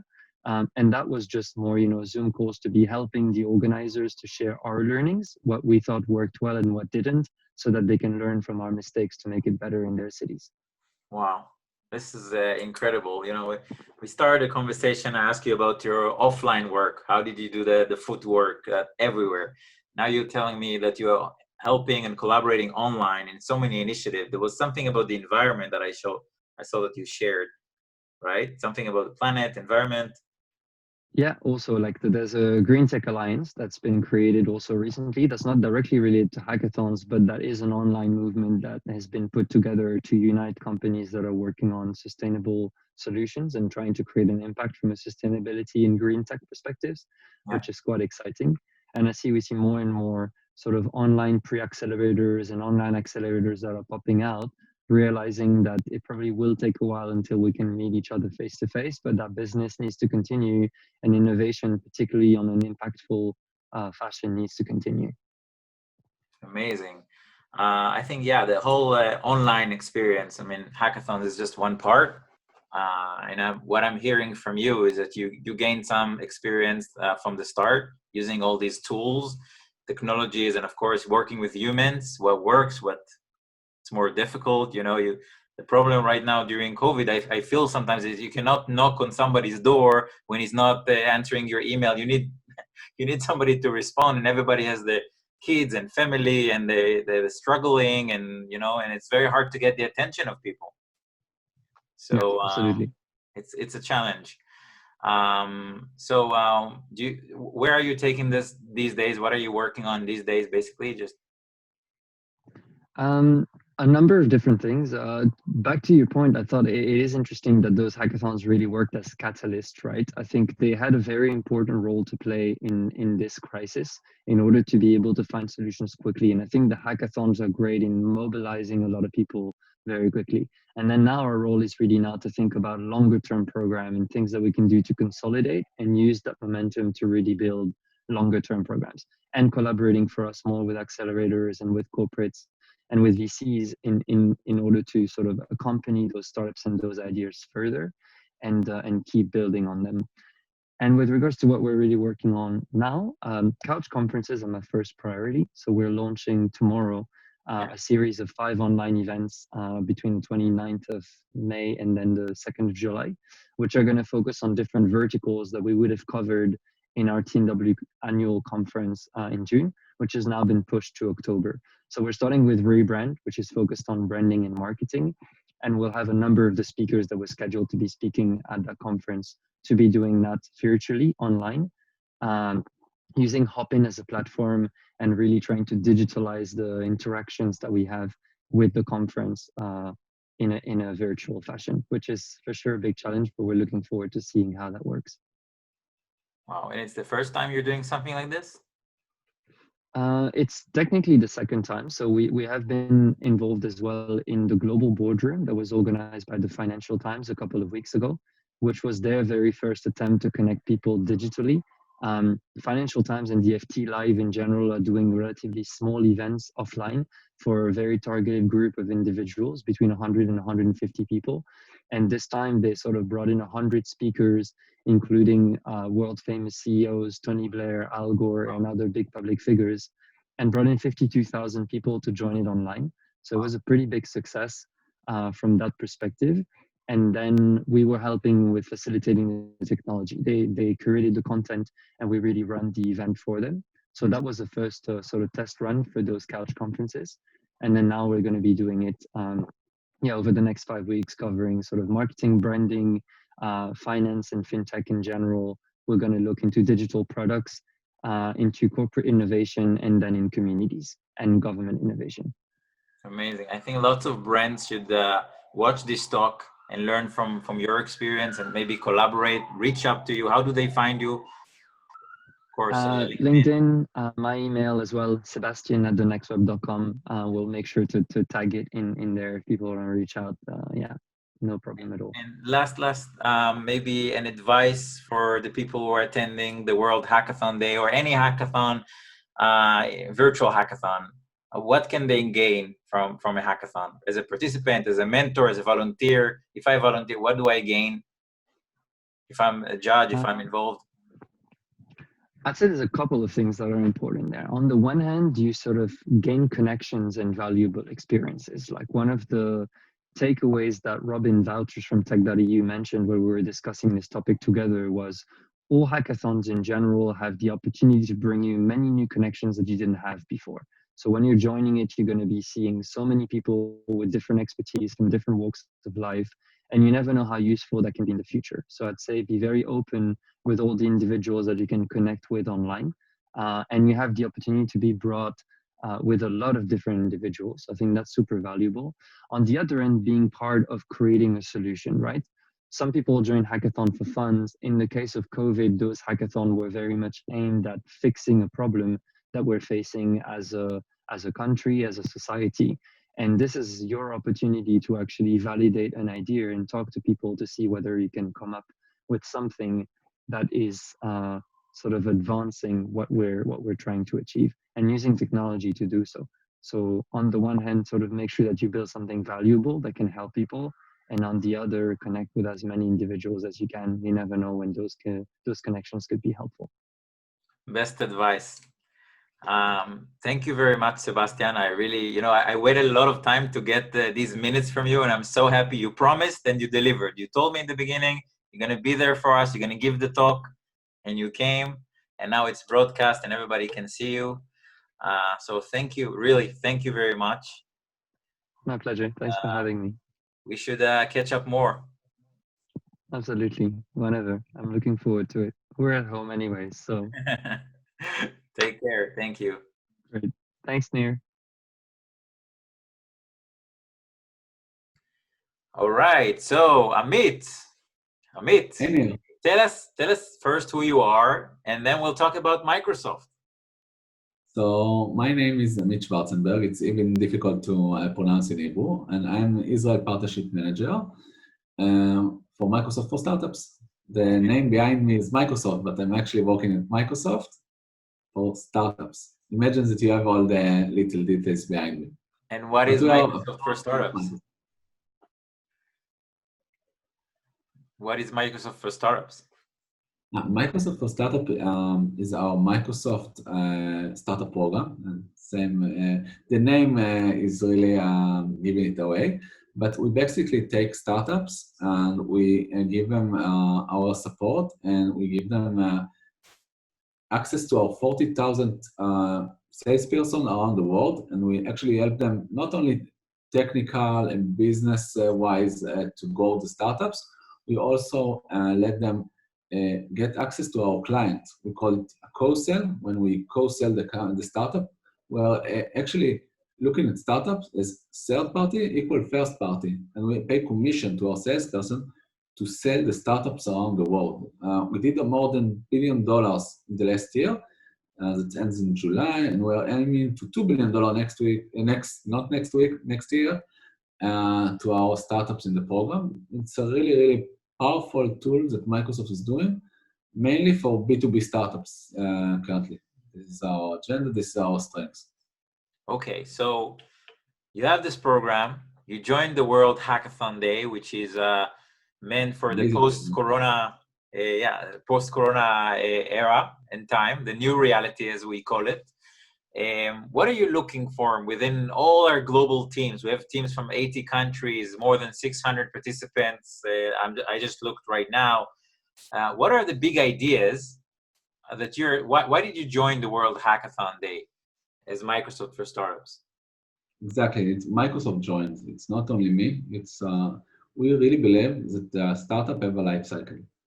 A lot of the best startups that I know started in hackathons. Even the team, maybe the startup did some, pivoting here and there, but amazing startups started from hackathons. So this is one of the first steps in becoming a big companies. And we in Microsoft for Startup want to be there for the startup, want to help them financially. We also give a lot of support for the three first places, and we want to take them to the next level. And we know that just starting an hackathon, it's the start. It's a long, long journey, and we want to be there for them. And I think that the initiative that you're doing, the organization is amazing. I think that I've looked at some of the participants, people from India, people from all around the world. And this is something Microsoft has the social responsibility to be there, to help everyone that want to use technology for good. We need to be there. We are the biggest tech company in the world. We don't have the right to stand aside in such a big event and say, someone else will take it. This is our responsibility. Wow, I think this is a very powerful message. I hope many people, including our partners in the tech world, in all these countries, we have innovation authorities, we have cities, we have countries, we have so many multinationals, and all of them are, some of them are mentors, some of them are judges, some of them are speakers, and some of them are participants. So I hope they're gonna see and hear the story how you joined the World Hackathon Day, that you saw it from the start, and now it's becoming the big thing that it is. But it's also thanks to your support, because basically we are in the big arena of global hackathons. And when Microsoft announced that the 3 winners will get this package that you prepared, it really boosted our hackathon. And we have some hackathon experts here. We're looking on DevPost to see what are the leading hackathons in the world, and suddenly our hackathon jumped to the major league of hackathons. So again, seeing an idea from the start, you believed in us as an hackathon organization, and together we believe in the participants. So we already have like 80 submissions, and the hackathon haven't even started. And these are great ideas in all of our 8 tracks. So I think it's a great opportunity for us to scout also for talents and to scout for the next big idea. And with your support, the sky is not the limit. We can go much up, right? Just like your logo. Yeah, I'm really, I don't know if you know, our new motto is empower everyone on the planet. We really mean it. And when I saw and talked to you about your passion and your idea, of bringing together a global hackathon in such a scale. And I know in the beginning it was just an idea. We are there for everyone, even for the people with the idea, and we really believe that we need to support them. And you took it from there. We are happy to help, but it's all yours. It's a great initiative, and we are very, very proud to support it. Amazing, amazing. Even after the hackathon will finish, we'll be there Yes, for. that's a very good point. And I want to mention that we are a community hackathon oriented, basically, organization. So we opened on May 1st, even before the hackathon submission date, of course. And we're going to also keep the community even after. And we're going to do a matchathon as a follow-up event. So for us, you are our partner all the way. And of course, we are so happy that we're going to help the teams, also the teams that didn't win. They can still be in a network, and we're going to still help these ideas coming to life. This is the main point, because a lot of these hackathons a lot of them are dead the day the hackathon is over. So we want to build it as a community, and that's a very, very important point. This is, I think, what differentiates us than other hackathons. And we always said, it's not about the prizes, it's about this community, it's about making the ideas coming to life. So that's where we are right now. I'm very happy for this interview, for this talk. I want to share it with as many people that we can. Amit, how can people follow you in the program? Give like the shout out of the links, like how can they know more about Microsoft for Startups? So I will provide you the links, and they can also contact me via LinkedIn. And also, our site is very accessible. I'm very accessible. We're really committed for all the startups in all the shapes and sizes. So try us. We are there for you. Great team. Basically, the part of Microsoft that want to help and really love startups. The entire Microsoft loves startups, but they actually paying us to love you. So don't worry about it. Just contact us. Great. So good luck to all the participants, the teams, and the hackathon from all over the world. And see you at the hackathon. Great. Good luck to everyone, and I'm really wait to see your amazing products. Good luck. Thank you.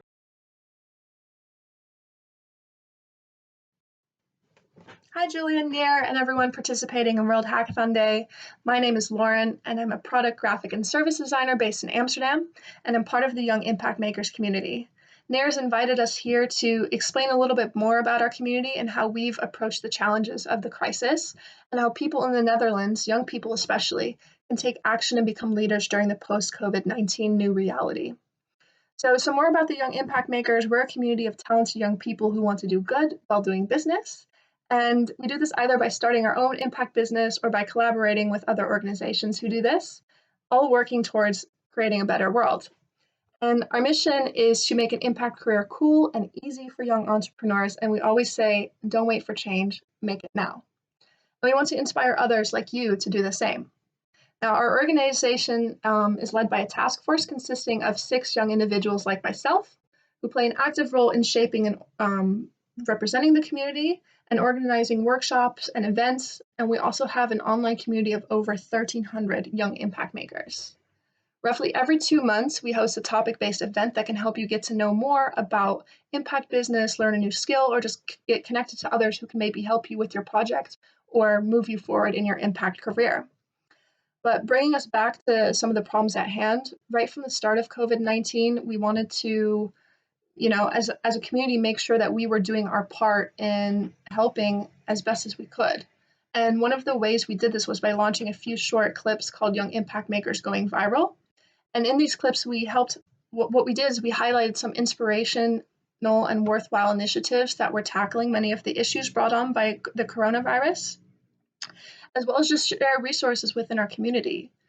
And what we're currently doing is launching a social entrepreneurship program called Bright Minds for COVID, where young impact makers like yourself will have the opportunity to get training, coaching, and hands-on experience with an organization or initiatives that is helping during the corona crisis. If you're interested in learning more about Young Impact Makers or any of our events or initiatives, please visit www.youngimpactmakers.nl, We've got a lot of resources, we've got a really big community, and we love to help people like you realize their dreams and really make the world better. I would also like to wish you all good luck and an exciting time with this hackathon. I've participated in a couple of online hackathons myself, and it's a really energizing and fun way to make a difference. And although you're technically competing against each other, I want to remind you that you're all trying to make the world a better place, and you're being offered a huge opportunity to work with like-minded individuals on some really important issues. And lastly, thank you for participating and wanting to make a positive impact. As young impact makers, it is our job to shape the future. So work hard, work together, and have fun.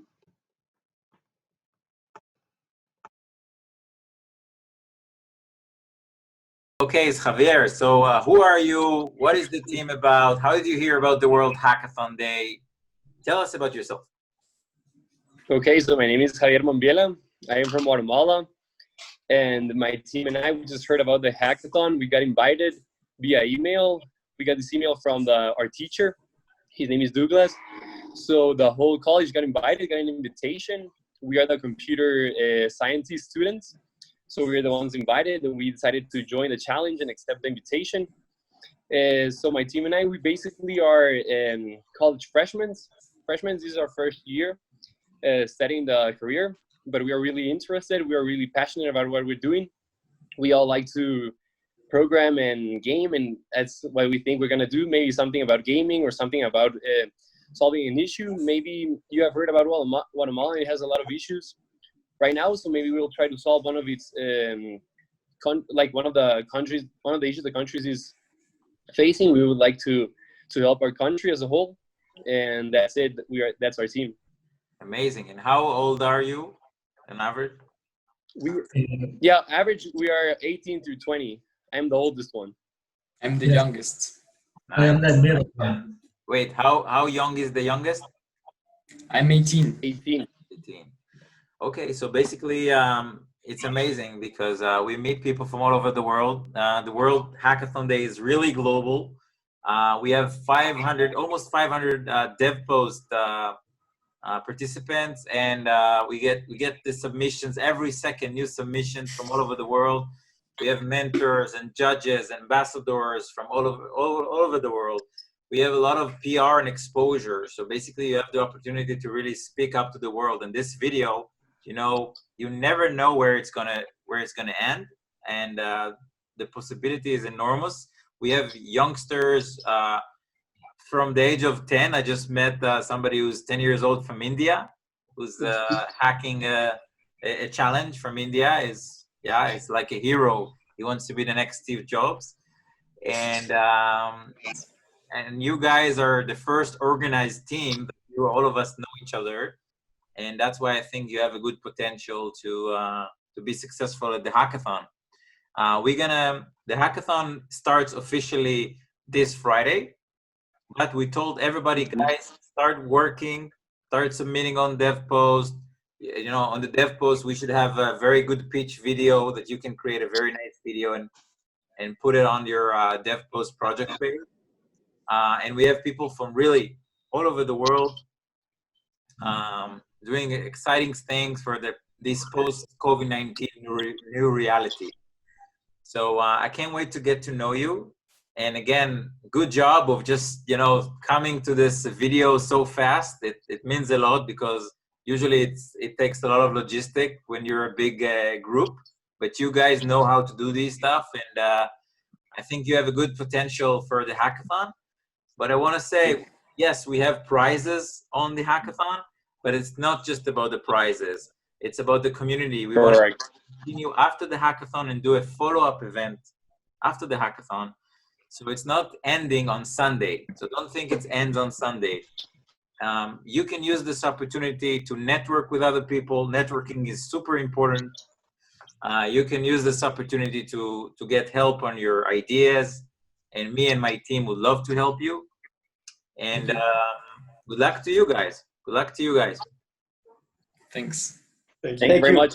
It was nice meeting you. Nice to meet you. Yeah, you too, all of you. So have a nice day. You too. All right. So who are you? Hello, my name is Audit Gupta. I'm from San Diego, California. Great. I'm Safin Singh, and I'm also from San Diego, California. And we're part of a team called RGB Hack, and we've developed an application called Spark. And basically, what Spark is, it's an all-in-one empowering productivity app for mostly educational use. And we've developed it so that it's a lot easier for students to collaborate, because right now a lot of education platforms are built from the top down, looking from the designers, like the adult perspective, and we wanted to create an application that would be easy to use from the student's perspective. This app, oh, sorry. Yeah, go on. Amazing. This app is really, we want to make this app for all people, not just like you said, education where we're starting. We want to build it up to more like enterprises, startups, just so we can have it more broader audience. Great. And the cool thing about Spark is that like the whole point of what it's supposed to be doing is it's supposed to assist teams and organizations by improving productivity and tracking the progress of projects, and essentially putting all of the apps that you need into one place. And it highlights team collaboration with what we call Spark Rooms, where you can coordinate team members. Great. And how did you guys hear about the World Hackathon Day? So as we are a team called RGB Hack, we compete in many hackathons, and we just try to go to other hackathons where there's a bigger audience and bigger challenge. And we were able to find it on DevPost, and we just signed up, and now we're here. Amazing. Yeah, it's crazy how the world connects. You never know who you're going to find out. And hackathons are a great way to launch your product. Yes, I'm very happy to have you on the World Hackathon Day. You sound like a very cool team. You know your target audience because you know the students, you know the schools, and as you said, it can be even beyond that. But that's a good start because you know your target audience, and you want to build a new communication and productivity tool geared for your generation in a very easy way, all in one platform. So that's very cool. Yeah, I'll introduce you to some speakers. And of course, the participants here are really excited to also get to know you. So very thankful that you agreed to share your story. And what is your team name again for the dev post if people want to look you up? So we don't, our team name is RGB Hack, which is on GitHub, but we each have individual accounts on DevPost. But the project name is Spark. Spark. That's great. All right. So good luck to all of you. And one last question before I forget. How old are you guys? So 15? We're 15 and 14. 15 and 14. Wow. And 13. I'm 13. The youngest. All right. All right. So good luck to Team Spark, and see you at the hackathon. Yeah. Thank you. Hi everyone, my name is Vincenzo Di Nicola, co-founder and co-CEO at Conio. Conio is a startup based in Milan, Italy, that makes cryptocurrencies such as Bitcoin simple and safe for normal people to use. Now, what I want to talk about is how did they get here? How did they become an entrepreneur? Well, I mean, I was not born an entrepreneur, and I guess most people, if not all, are not born entrepreneurs. I mean, my goal in life few years ago was to become a professor. I like to teach, I love to teach, I like to spread knowledge. And I was a graduate student at Stanford in computer science, and I became teaching assistant for Mendel Rosenblum, the founder of VMware. And you know, when you're a student, you want to be on the other side of the desk. You want to be the man in charge. I mean, it's something like you like it, but it's rewarding, it's fulfilling, but it's also very challenging. And when I was at Stanford, that experience for me was important to be a teaching assistant, and I compared it to a different experience as an intern in Yahoo in 2006, where I was able to touch and to build things in production in a short amount of time. And for me, actually, there was like a major changing point in my life, because I discovered that I like to be in industry, I like to build things, I like to have an impact on people in a much, much faster way than when I was in the academia. So I got a master's at Stanford, and I went to work for a big corporation. I went to work in Microsoft in Seattle. By the way, that was my dream when I was a kid. I mean, because I started with Windows 95, so for me it was always a dream of mine to work with Microsoft. Over there, I became a program manager in behavior targeting. I did good things. I got awarded by the former tech advisor to Bill Gates. So what I want to say is this, that I challenge myself little by little, and I discovered that the more I do, the better things I do, the more I feel like comfortable in taking more challenges. So what my advice for you is, first and foremost, I mean, go to a good school, learn from good professors, but always challenge yourself. Always get out of your comfort zone. Try to get to see new things and try to learn new things, because I mean, the more you learn, the more experience you do, the better you're gonna feel yourself, and you think you're gonna accomplish more things. So eventually I also went to work a little bit in China, but when I got back to the United States, I thought, wow, why don't I start a startup? Why don't I build my own thing? And that was in 2009. It was actually after the crisis of 2008. And usually after crisis, that's a good moment to build companies. And even now, I mean, like we live in a very terrible times, but it's such a good time to, if you have an idea and if you feel that you have the competencies, the strength and the stamina to do it, just do it. It's actually a good time. Also, follow your passion. Like my passion has been, I have actually three passions. One is computer science. The other one is numismatic. I like the history and history of coins especially. And also I like the payment space. So I built this startup in 2009. The name was GoPego, funded by JP Morgan. And eventually we got a tech exit with Amazon. And the reason why I want to say follow your passion is this, that when you build a startup, the challenges, the obstacle, like the bad times and good times that you're gonna have are gonna be like tremendous, for good and for worse.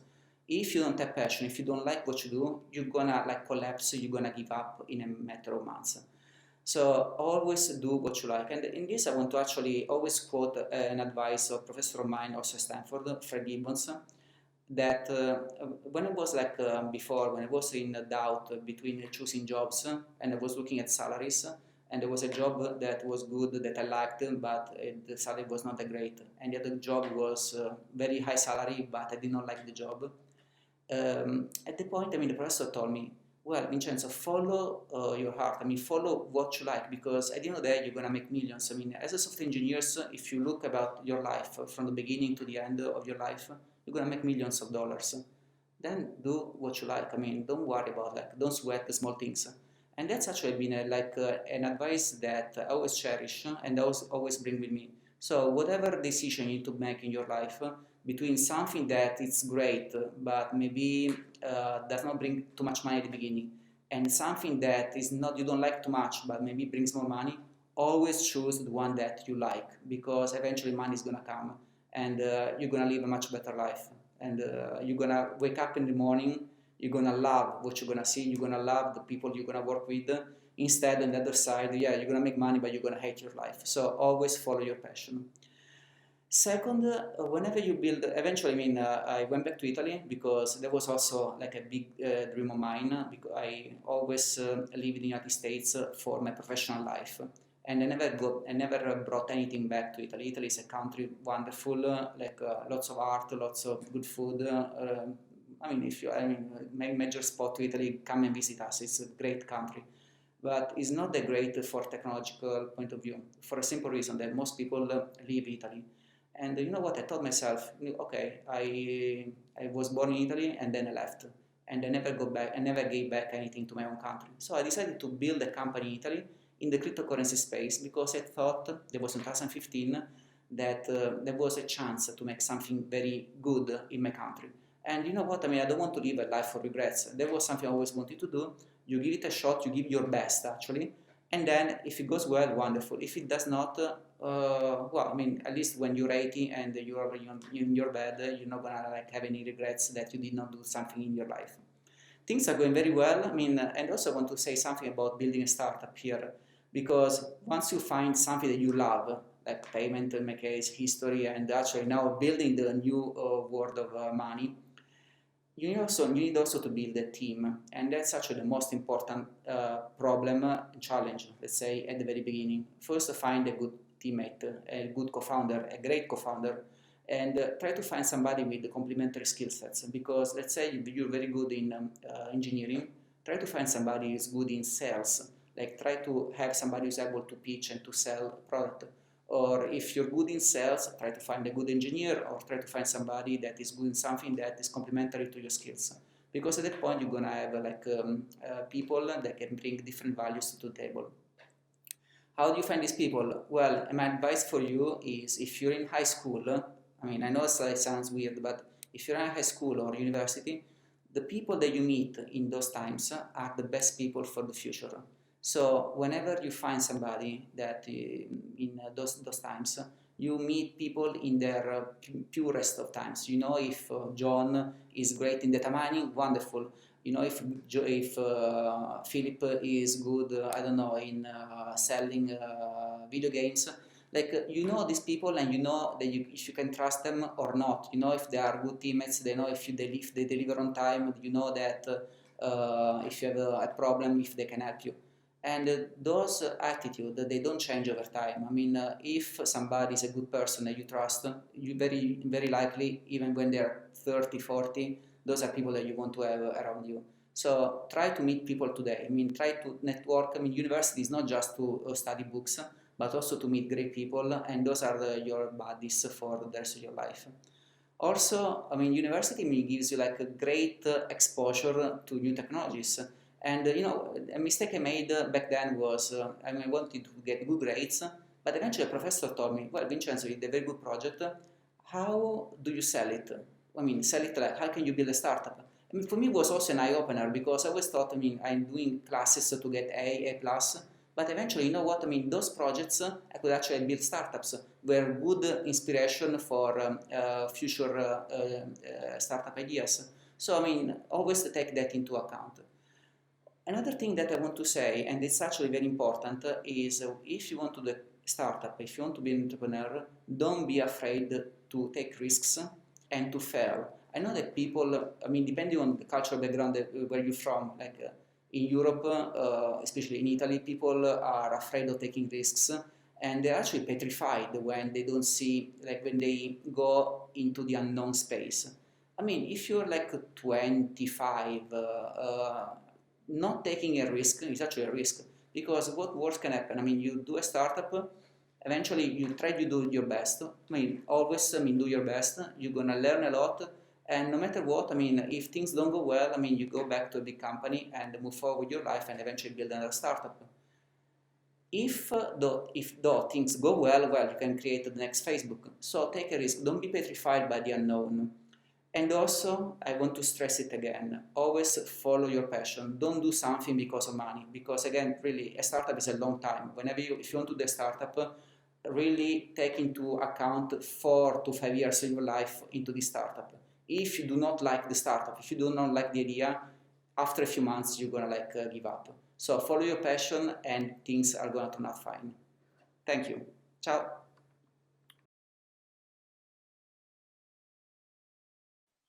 Hey guys, my name is Luke Draper. I'm from Johannesburg, South Africa.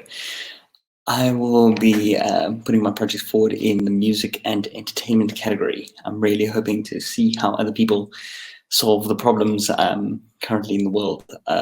Here in South Africa, we have like a lot of different problems compared to other first world countries. We don't really have stable internet access or electricity most times, or an infrastructure.